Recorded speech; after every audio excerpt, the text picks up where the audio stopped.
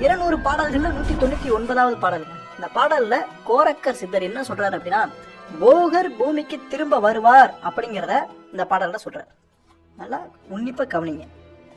ஆகுமந்த நாளதனிர் போகநாதர் அகில பரதேச வெளிவிட்டு நீங்கி. அதாவது போகநாதர் அவருடைய சமாதியான, எல்லாருக்குமே தெரியும் போகநாதருடைய ஜீவ சமாதி பழனியில இருக்கு. அவருடைய சமாதி விட்டு நீங்கி இருக்காரு, விட்டு போயிருக்காரு, வெளிதேசம் போயிருக்கிறாரு. லாகுரவே நமது புவி வருவதாக வாக்களித்து சென்றிட்டார் அந்நாள். திரும்ப நமது புவிக்கு வருவதாக வாக்களித்து சென்றிட்டார். எனக்கு சத்தியம் பண்ணிட்டு போயிருக்காரு. வாக்களித்து சென்றிட்டார் அந்நாள் தன்னில் பாகுபர எனதுரிய சமாதி கூடம் பலபலத்து சோதிலிங்கம் தானாய் தோன்றே. நான் ஒரு துரிய சமாதியில இருக்கிறேன், என்னுடைய சமாதி பலபலத்து ஒரு ஜோதி லிங்கம் தானா தோணும் அப்படின்னு கோரக்கர் சொல்றார்.